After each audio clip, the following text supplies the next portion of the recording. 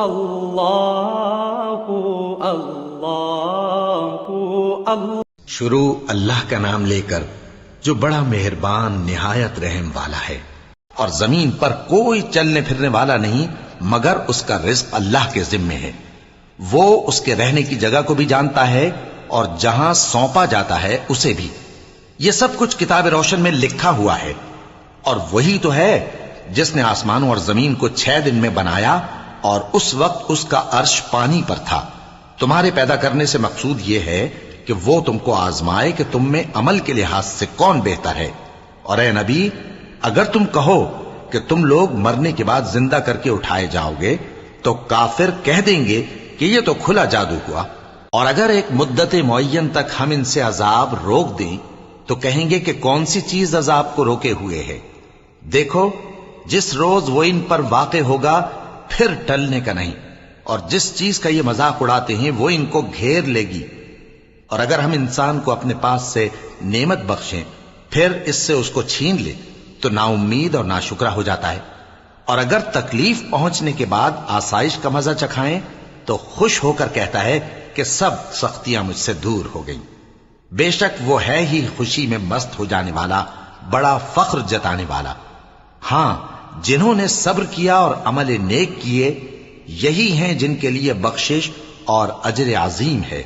تو شاید تم کچھ چیز وہی میں سے جو تمہارے پاس آتی ہے چھوڑ دو، اور اس خیال سے تمہارا دل تنگ ہو کہ کافر یہ کہنے لگیں کہ اس پر کوئی خزانہ کیوں نہیں نازل ہوا، یا اس کے ساتھ کوئی فرشتہ کیوں نہیں آیا۔ اے نبی، تم تو صرف نصیحت کرنے والے ہو، اور اللہ ہر چیز کا نگہبان ہے۔ کیا یہ لوگ کہتے ہیں کہ اس نے قرآن از خود بنا لیا ہے؟ کہہ دو کہ اگر سچے ہو تو تم بھی ایسی 10 صورتیں بنا لاؤ، اور اللہ کے سوا جس جس کو بلا سکتے ہو بلا بھی لو۔ پس اگر وہ تمہاری بات قبول نہ کریں تو جان لو کہ یہ قرآن اللہ کے علم سے اترا ہے، اور یہ کہ اس کے سوا کوئی معبود نہیں۔ تو کیا تم لوگ اسلام لاتے ہو؟ جو لوگ دنیا کی زندگی اور اس کی زیب و زینت کے طالب ہوں، ہم ان کے اعمال کا بدلہ انہیں دنیا ہی میں دے دیتے ہیں، اور اس میں ان کی حق تلفی نہیں کی جاتی۔ یہ وہ لوگ ہیں جن کے لیے آخرت میں آتش جہنم کے سوا اور کچھ نہیں، اور جو عمل انہوں نے دنیا میں کیے سب برباد، اور جو کچھ یہ کرتے رہے سب ضائع ہوا۔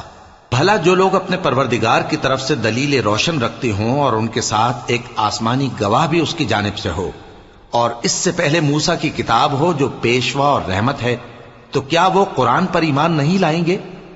یہی لوگ تو اس پر ایمان لاتے ہیں، اور جو کوئی اور فرقوں میں سے اس سے منکر ہو تو اس کا ٹھکانہ آگ ہے۔ تو تم اس قرآن سے شک میں نہ ہونا، یہ تمہارے پروردگار کی طرف سے حق ہے، لیکن اکثر لوگ ایمان نہیں لاتے۔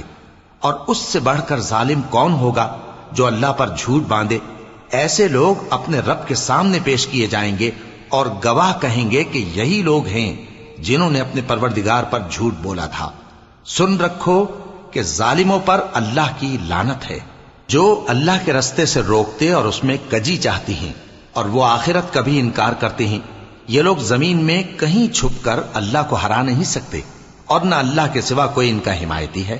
اے پیغمبر، ان کو دگنا عذاب دیا جائے گا، کیونکہ یہ شدت کفر سے تمہاری بات نہیں سن سکتے تھے اور نہ تم کو دیکھ سکتے تھے۔ یہی ہیں جنہوں نے اپنے آپ کو خسارے میں ڈالا، اور جو کچھ یہ افترا کیا کرتے تھے ان سے جاتا رہا۔ بلا شبہ یہ لوگ آخرت میں سب سے زیادہ نقصان پانے والے ہیں۔ جو لوگ ایمان لائے اور عمل نیک کیے اور اپنے پروردگار کے آگے عاجزی کی، یہی صاحب جنت ہیں، ہمیشہ اس میں رہیں گے۔ دونوں فریقوں یعنی کافر و مومن کی مثال ایسی ہے جیسے ایک اندھا بہرا ہو اور ایک دیکھتا سنتا۔ بھلا دونوں کا حال یکساں ہو سکتا ہے؟ پھر تم سوچتے کیوں نہیں؟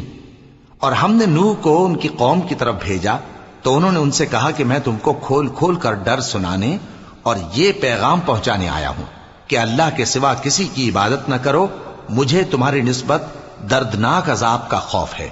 تو ان کی قوم کے سردار جو کافر تھے کہنے لگے کہ ہم تم کو اپنے ہی جیسا ایک آدمی دیکھتے ہیں، اور یہ بھی دیکھتے ہیں کہ تمہارے پیرو وہی لوگ ہوئے ہیں جو ہم میں ادنا درجے کے ہیں، اور وہ بھی سطحی رائے سے، اور ہم تم میں اپنے اوپر کسی طرح کی فضیلت نہیں دیکھتے بلکہ تمہیں جھوٹا خیال کرتے ہیں۔ فرمایا کہ اے قوم دیکھو تو اگر میں اپنے پروردگار کی طرف سے دلیل روشن رکھتا ہوں اور اس نے مجھے اپنے ہاں سے رحمت بخشی ہو جس کی حقیقت تم سے پوشیدہ ہو گئی ہے، تو کیا ہم اس کے لیے تمہیں مجبور کر سکتے ہیں جبکہ تم اس سے ناخوش ہو؟ اور اے قوم، میں اس نصیحت کے بدلے تم سے مال و زر کا مطالبہ تو نہیں کرتا، میرا صلہ تو اللہ کے ذمے ہے، اور جو لوگ ایمان لائے ہیں میں ان کو نکالنے والا بھی نہیں ہوں، وہ تو اپنے پروردگار سے ملنے والے ہیں، لیکن میں دیکھتا ہوں کہ تم لوگ نادانی کر رہے ہو۔ اے میری قوم، اگر میں ان کو نکال دوں تو اللہ کی گرفت سے بچانے کے لیے کون میری مدد کر سکتا ہے؟ بھلا تم غور کیوں نہیں کرتے؟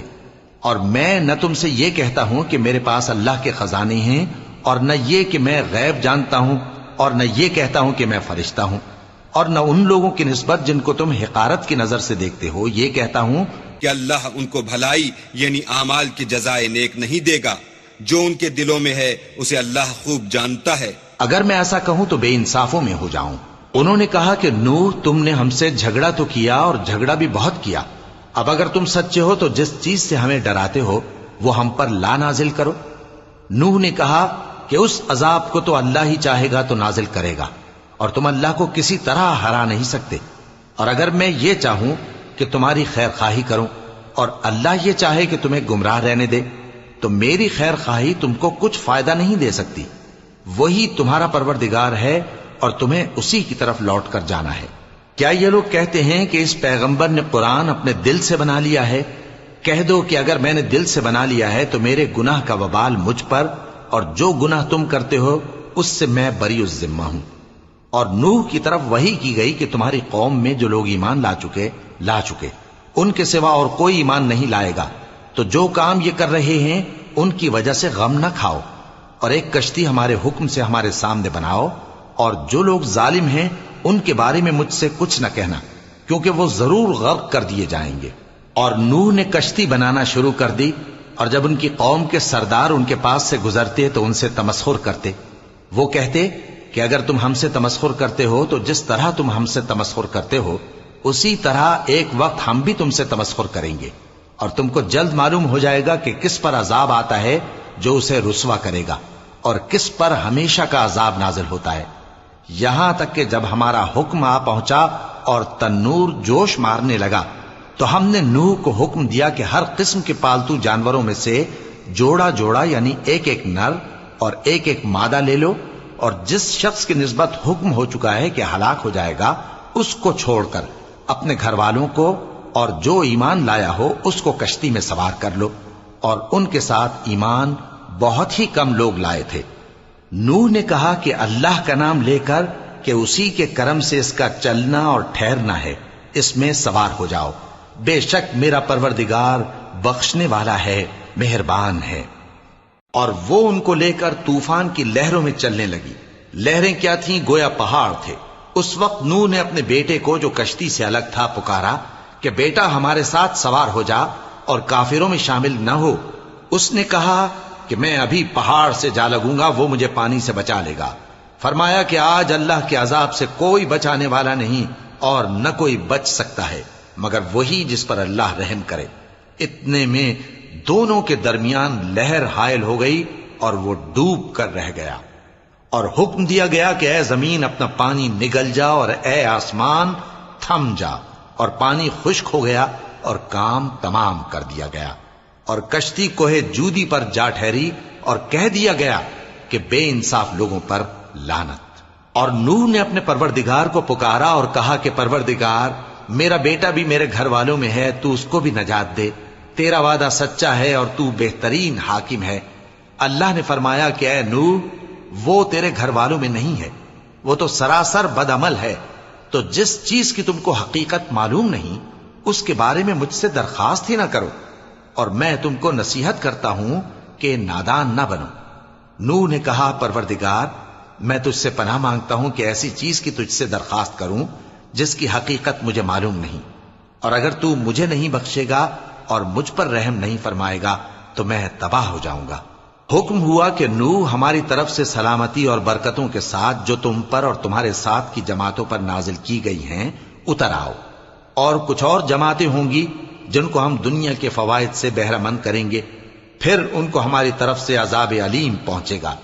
یہ حالات غیب کی خبروں میں سے ہیں جو ہم تمہاری طرف بھیجتے ہیں، اور اس سے پہلے نہ تم ہی ان کو جانتے تھے اور نہ تمہاری قوم ہی ان سے واقف تھی، تو صبر کرو کہ انجام پرہیزگاروں ہی کا بھلا ہے۔ اور ہم نے قوم عاد کی طرف ان کے بھائی ہود کو بھیجا، انہوں نے کہا اے میری قوم، اللہ ہی کی عبادت کرو، اس کے سوا تمہارا کوئی معبود نہیں، تم شرک کر کے اللہ پر محض بہتان باندھتے ہو۔ میری قوم، میں اس واعظ و نصیحت کا تم سے کچھ صلہ نہیں مانگتا، میرا صلہ تو اس کے ذمے ہے جس نے مجھے پیدا کیا، بھلا تم سمجھتے کیوں نہیں؟ اور اے قوم، اپنے پروردگار سے بخشش مانگو، پھر اس کے آگے توبہ کرو، وہ تم پر آسمان سے موسلا دھار بارش برسائے گا اور تمہاری طاقت پر طاقت بڑھائے گا، اور دیکھو گناہگار بن کر روگردانی نہ کرو۔ وہ بولے ہود، تم ہمارے پاس کوئی دلیل ظاہر نہیں لائے، اور ہم صرف تمہارے کہنے سے نہ اپنے معبودوں کو چھوڑنے والے ہیں اور نہ تم پر ایمان لانے والے ہیں۔ ہم تو یہ سمجھتے ہیں کہ ہمارے کسی معبود نے تمہیں تکلیف پہنچا کر دیوانہ کر دیا ہے۔ انہوں نے کہا کہ میں اللہ کو گواہ کرتا ہوں اور تم بھی گواہ رہو کہ جن کو تم اللہ کا شریک بناتے ہو میں ان سے بیزار ہوں، یعنی جن کی اللہ کے سوا عبادت کرتے ہو، تو تم سب مل کر میرے بارے میں جو تدبیر کرنی چاہو کر لو اور مجھے مہلت نہ دو۔ میں اللہ پر جو میرا اور تمہارا سب کا پروردگار ہے بھروسہ رکھتا ہوں۔ زمین پر جو چلنے پھرنے والا ہے وہ اللہ کے قبضہ قدرت میں ہے، بے شک میرا پروردگار سیدھے رستے پر ہے۔ اب اگر تم روگردانی کرو گے تو جو پیغام میرے ذریعے تمہاری طرف بھیجا گیا ہے وہ میں نے تمہیں پہنچا دیا ہے، اور میرا پروردگار تمہاری جگہ اور لوگوں کو لا بسائے گا، اور تم اللہ کا کچھ بھی نہیں بگاڑ سکو گے۔ میرا پروردگار تو ہر چیز پر نگہبان ہے۔ اور جب ہمارا حکم عذاب آ پہنچا تو ہم نے ہود کو اور جو لوگ ان کے ساتھ ایمان لائے تھے ان کو اپنی مہربانی سے بچا لیا اور انہیں عذاب شدید سے نجات دی۔ یہ وہی قوم عاد ہے جس نے اللہ کی نشانیوں سے انکار کیا اور اس کے پیغمبروں کی نافرمانی کی اور ہر سرکش و متکبر کا کہا مانا، اور اس دنیا میں بھی لعنت ان کے پیچھے لگی رہی اور قیامت کے دن بھی لگی رہے گی۔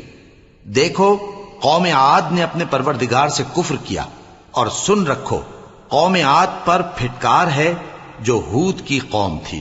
اور قوم سمود کی طرف ان کے بھائی صالح کو بھیجا تو انہوں نے کہا اے قوم، اللہ ہی کی عبادت کرو، اس کے سوا تمہارا کوئی معبود نہیں، اسی نے تم کو زمین سے پیدا کیا اور اس میں آباد کیا، تو اس سے مغفرت مانگو اور اس کے آگے توبہ کرو، بے شک میرا پروردگار نزدیک بھی ہے اور دعا کا قبول کرنے والا بھی ہے۔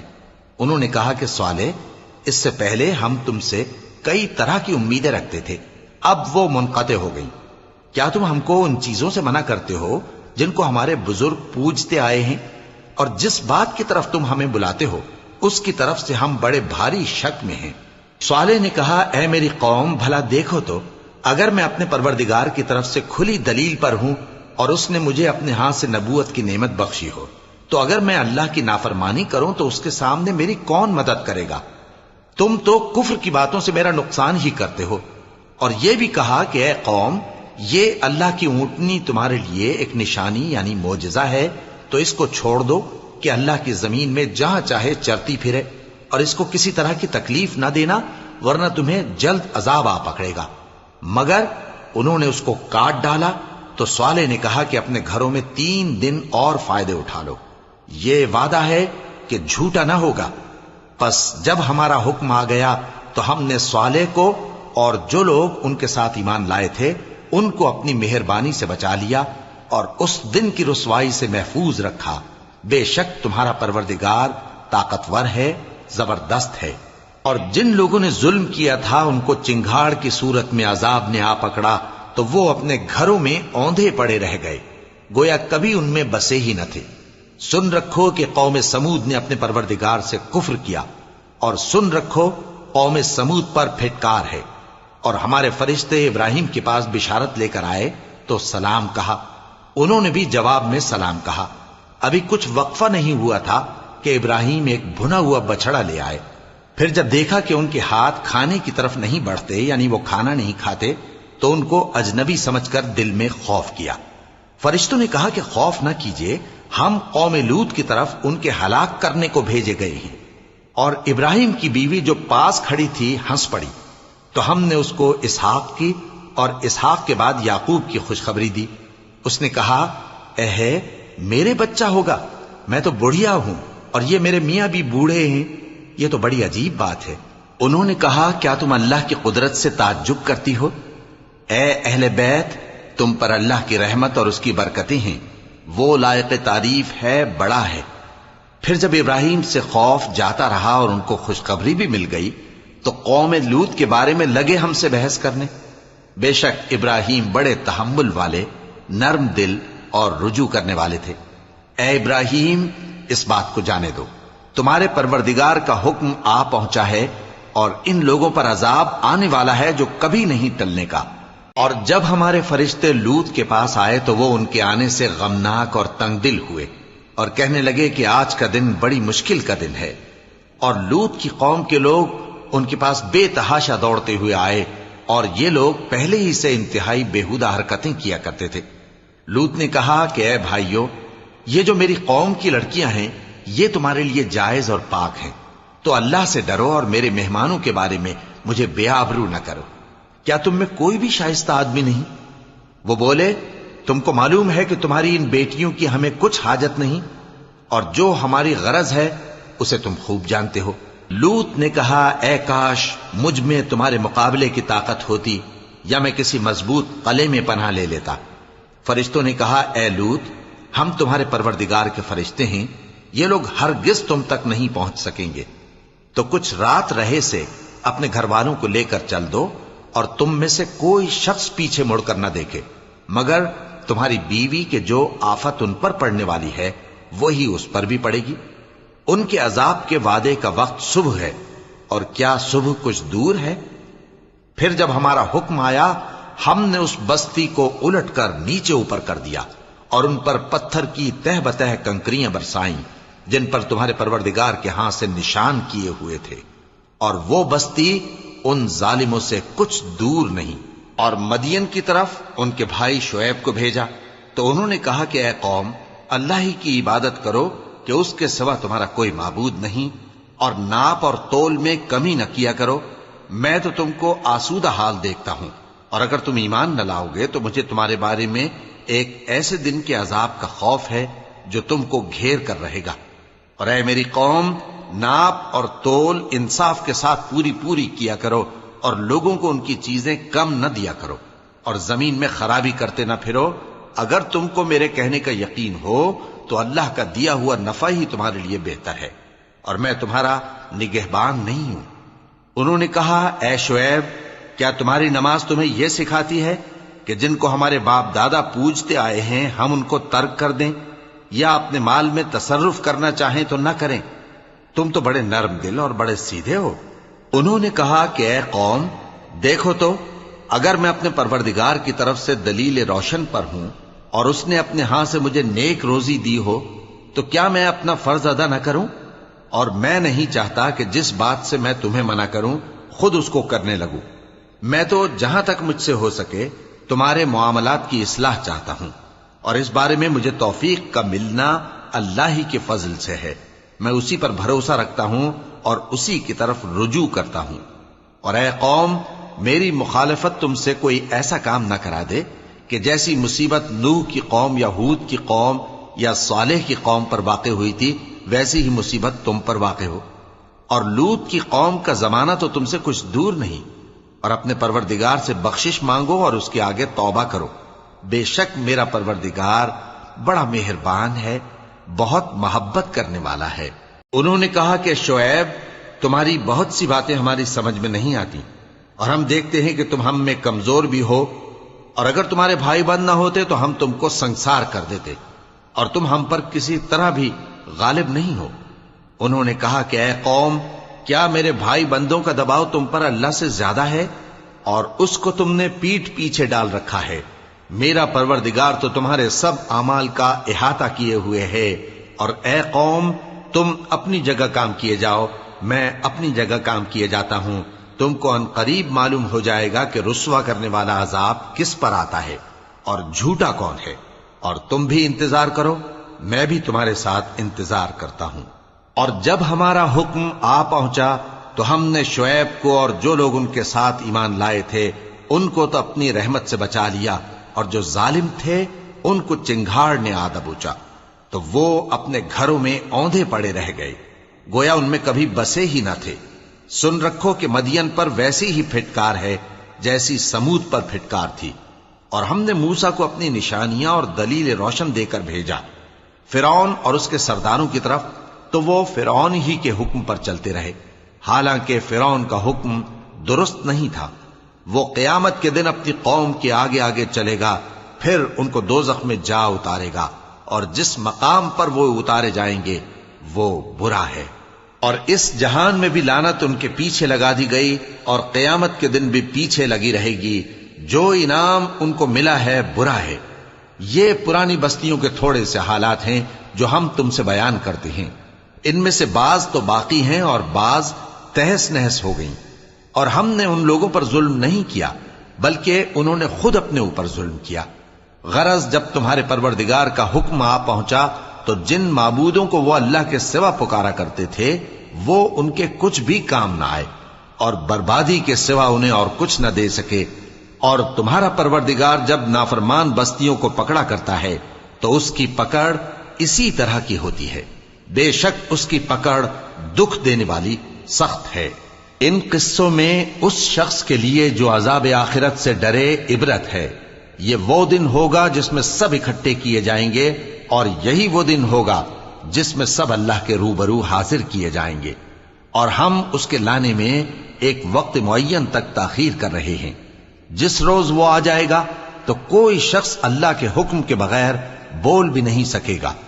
پھر ان میں سے کچھ بدبخت ہوں گے اور کچھ نیک بخت، تو جو بدبخت ہوں گے وہ دوزخ میں ڈال دیے جائیں گے، اس میں ان کو چلانا اور دھاڑنا ہوگا۔ جب تک آسمان و زمین ہیں وہ اسی میں رہیں گے مگر جتنا تمہارا پروردگار چاہے، بے شک تمہارا پروردگار جو چاہتا ہے کر دیتا ہے۔ اور جو نیک بخت ہوں گے وہ بہشت میں داخل کیے جائیں گے، اور جب تک آسمان اور زمین ہیں ہمیشہ اسی میں رہیں گے مگر جتنا تمہارا پروردگار چاہے۔ یہ اللہ کی بخشش ہے جو کبھی منقطع نہیں ہوگی۔ تو یہ لوگ جو غیر اللہ کی پرستش کرتے ہیں اس سے تم شک میں نہ پڑنا، یہ اسی طرح پرستش کرتے ہیں جس طرح پہلے سے ان کے باپ دادا پرستش کرتے آئے ہیں، اور ہم ان کو ان کا حصہ پورا پورا بغیر کچھ کم کیے دینے والے ہیں۔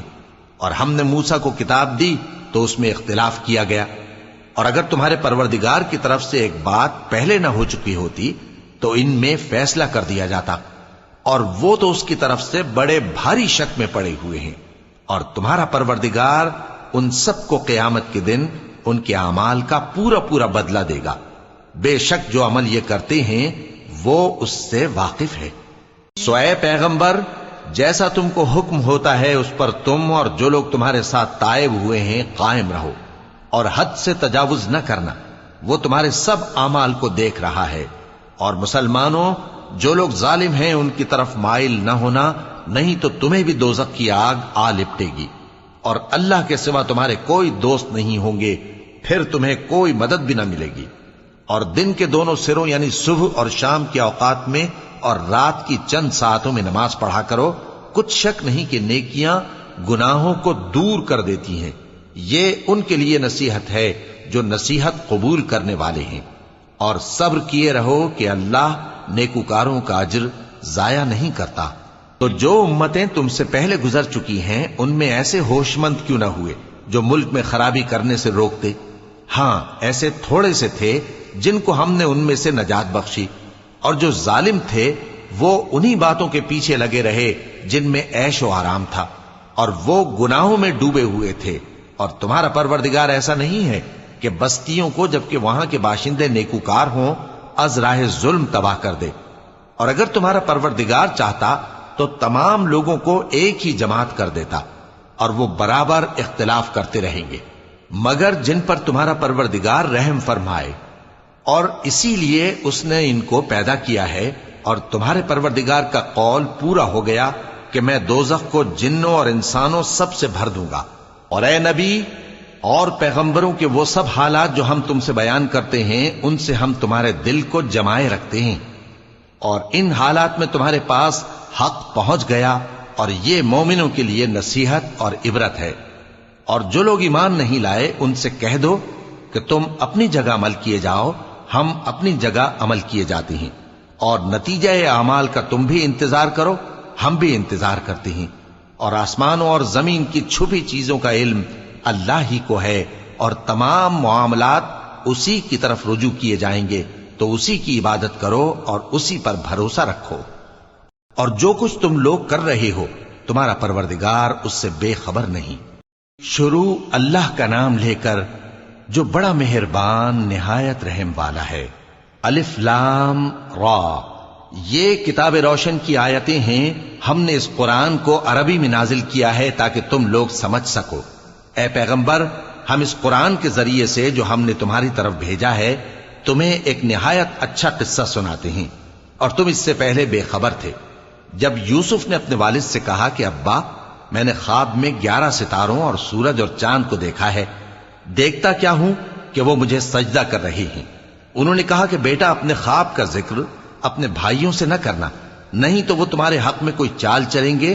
کچھ شک نہیں کہ شیطان انسان کا کھلا دشمن ہے، اور اسی طرح اللہ تمہیں برگزیدہ و ممتاز کرے گا اور خواب کی باتوں کی تعبیر کا علم سکھائے گا۔ اور جس طرح اس نے اپنی نعمت پہلے تمہارے دادا پر دادا ابراہیم اور اسحاق پر پوری کی تھی، اسی طرح تم پر اور اولاد یعقوب پر پوری کرے گا۔ بے شک تمہارا پروردگار سب کچھ جاننے والا ہے، حکمت والا ہے۔ ہاں، یوسف اور ان کے بھائیوں کے قصے میں پوچھنے والوں کے لیے بہت سی نشانیاں ہیں۔ جب انہوں نے آپس میں تذکرہ کیا کہ یوسف اور اس کا بھائی ابا کو ہم سے زیادہ پیارے ہیں، حالانکہ ہم جماعت کی جماعت ہیں، کچھ شک نہیں کہ ابا کھلی غلطی پر ہیں۔ یوسف کو یا تو جان سے مار ڈالو یا کسی ملک میں پھینک آؤ، پھر ابا کی توجہ صرف تمہاری طرف ہو جائے گی، اور اس کے بعد تم نیک لوگوں میں ہو جاؤ گے۔ ان میں سے ایک کہنے والے نے کہا کہ یوسف کو جان سے نہ مارو، کسی اندھے کنویں میں ڈال دو کہ کوئی راہگیر اسے نکال کر کسی دوسرے ملک میں لے جائے گا۔ اگر تم کو کرنا ہی ہے تو یوں کرو۔ یہ مشورہ کر کے وہ اپنے والد سے کہنے لگے کہ ابا جان، کیا سبب ہے کہ آپ یوسف کے بارے میں ہمارا اعتبار نہیں کرتے، حالانکہ ہم اس کے خیر خواہ ہیں؟ کل اسے ہمارے ساتھ بھیج دیجئے کہ خوب میوے کھائے اور کھیلے کودے، ہم اس کے نگہبان ہیں۔ انہوں نے کہا کہ یہ امر مجھے غمناک کیے دیتا ہے کہ تم اسے لے جاؤ، یعنی وہ مجھ سے جدا ہو جائے، اور مجھے یہ بھی خوف ہے کہ تم کھیل میں اس سے غافل ہو جاؤ اور اسے بھیڑیا کھا جائے۔ وہ کہنے لگے کہ اگر ہماری موجودگی میں کہ ہم ایک طاقتور جماعت ہیں اسے بھیڑیا کھا گیا تو ہم بڑے نقصان میں پڑ گئے۔ غرض جب وہ اس کو لے گئے اور اس بات پر اتفاق کر لیا کہ اس کو اندھے کنویں میں ڈال دیں، اور ہم نے یوسف کی طرف وحی بھیجی کہ ایک وقت ایسا آئے گا کہ تم انہیں ان کے اس سلوک سے آگاہ کرو گے، اور ان کو اس وحی کی کچھ خبر نہ ہوگی۔ اور یہ حرکت کر کے وہ رات کے وقت باپ کے پاس روتے ہوئے آئے، کہنے لگے کہ ابا جان، ہم تو دوڑنے اور ایک دوسرے سے آگے نکلنے میں مصروف ہو گئے اور یوسف کو اپنے اسباب کے پاس چھوڑ گئے تو اسے بھیڑیا کھا گیا، اور آپ ہماری بات کو گو ہم سچ ہی کہتے ہیں باور نہیں کریں گے۔ اور ان کے کرتے پر جھوٹ موٹ کا لہو بھی لگا لائے۔ یعقوب نے کہا کہ یوں نہیں ہے، بلکہ تم اپنے دل سے یہ بات بنا لائے ہو۔ اچھا، صبر کہ وہی خوب ہے، اور جو تم بیان کرتے ہو اس کے بارے میں اللہ ہی سے مدد چاہیے۔ اور اب اللہ کی شان دیکھو کہ اس کنویں کے قریب ایک قافلہ آوارد ہوا اور انہوں نے پانی کے لیے اپنا سقا بھیجا، تو اس نے کنویں میں ڈول لٹکایا، یوسف اس سے لٹک گئے۔ وہ بولا، زہے قسمت، یہ تو ایک لڑکا ہے، اور اس کو قیمتی سرمایہ سمجھ کر چھپا لیا۔ اور جو کچھ وہ کرتے تھے اللہ کو خوب معلوم تھا، اور انہوں نے اس کو تھوڑی سی قیمت یعنی مادود چند درہموں پر بیچ ڈالا، اور وہ اس سے بیزار ہو رہے تھے۔ اور مصر میں جس شخص نے اس کو خریدا، اس نے اپنی بیوی سے جس کا نام زلیخا تھا کہا کہ اس کو عزت و اکرام سے رکھو، عجب نہیں کہ یہ ہمیں فائدہ دے یا ہم اسے بیٹا بنا لیں۔ اس طرح ہم نے یوسف کو سرزمین مصر میں جگہ دی، اور غرض یہ تھی کہ ہم ان کو خواب کی باتوں کی تعبیر سکھائیں، اور اللہ اپنے کام پر غالب ہے لیکن اکثر لوگ نہیں جانتے۔ اور جب وہ اپنی جوانی کو پہنچے تو ہم نے ان کو دانائی اور علم عطا کیا، اور نیکوکاروں کو ہم اسی طرح بدلہ دیا کرتے ہیں۔ اور جس عورت کے گھر میں وہ رہتے تھے اس نے ان کو اپنی طرف مائل کرنا چاہا اور دروازے بند کر کے کہنے لگی یوسف جلدی آؤ۔ انہوں نے کہا کہ اللہ پناہ میں رکھے، وہ یعنی تمہارے میاں تو میرے آقا ہیں، انہوں نے مجھے اچھی طرح سے رکھا ہے، میں ایسا ظلم نہیں کر سکتا، بے شک ظالم لوگ فلاح نہیں پائیں گے۔ اور اس عورت نے ان کا قصد کیا اور انہوں نے اس کا قصد کیا۔ اگر وہ اپنے پروردگار کی نشانی نہ دیکھتے تو جو ہوتا سو ہوتا۔ یوں اس لیے کیا گیا کہ ہم ان سے برائی اور بے حیائی کو روک دیں، بے شک وہ ہمارے چنے ہوئے بندوں میں سے تھے۔ اور دونوں دروازے کی طرف بھاگے، آگے یوسف پیچھے زلیخا، اور عورت نے ان کا کرتا پیچھے سے پکڑ کر جو کھینچا تو پھاڑ ڈالا، اور دونوں کو دروازے کے پاس عورت کا خاوند مل گیا۔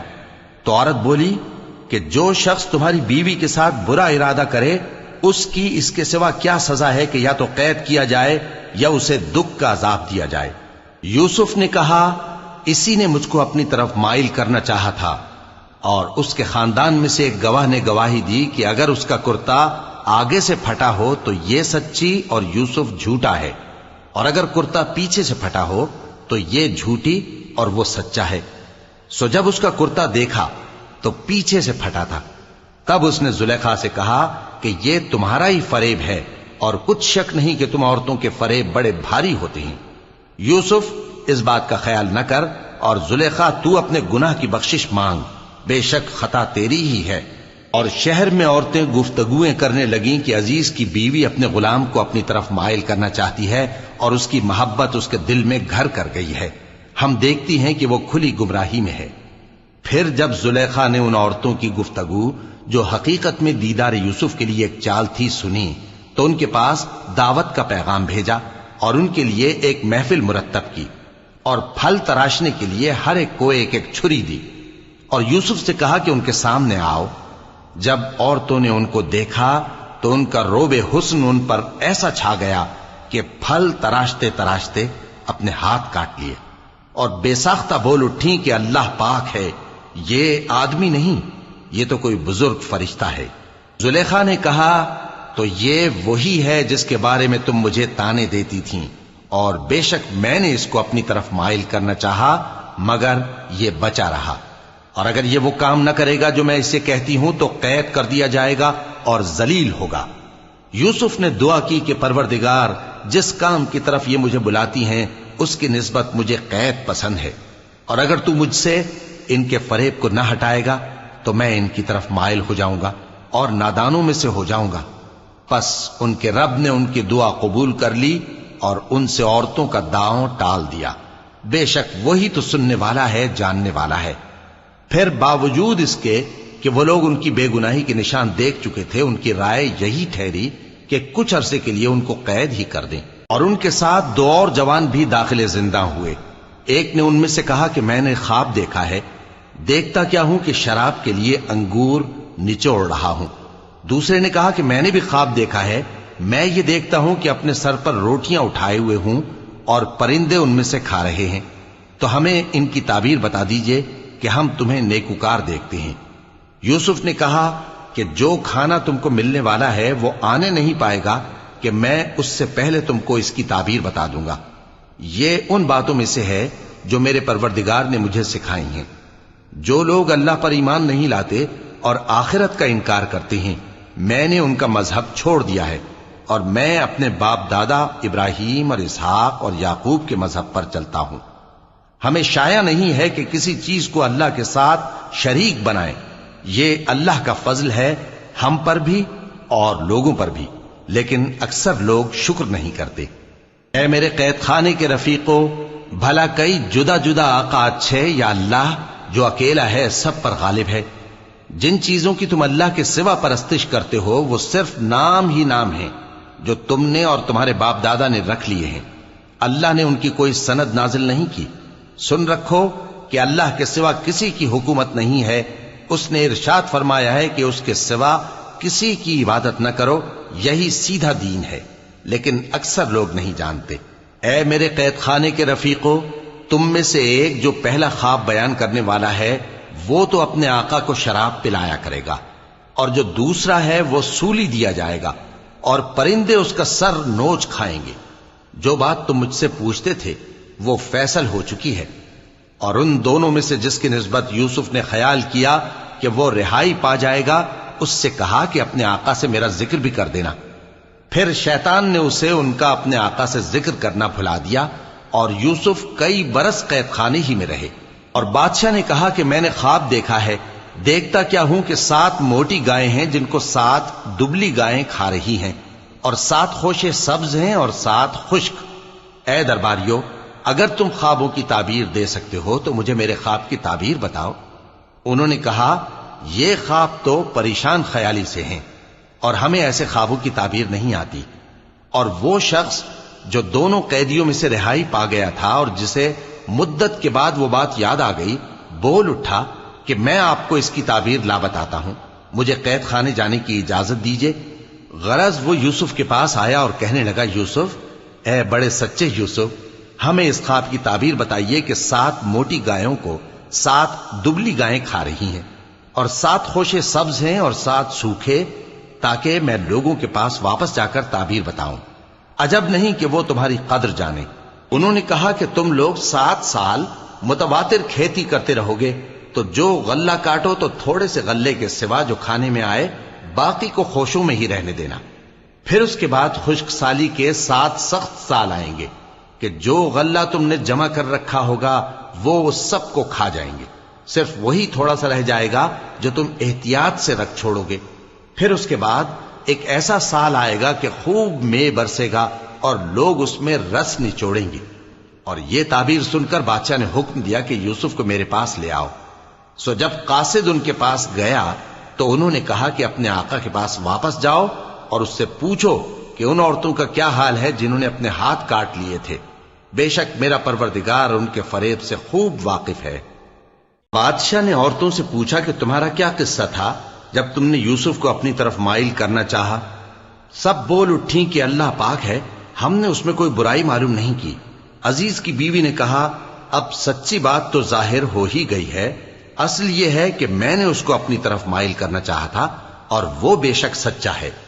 یوسف نے کہا کہ میں نے یہ بات اس لیے پوچھی ہے کہ عزیز کو یقین ہو جائے کہ میں نے اس کی پیٹھ پیچھے اس کی امانت میں خیانت نہیں کی، اور اللہ خیانت کرنے والوں کی چال کو چلنے نہیں دیتا۔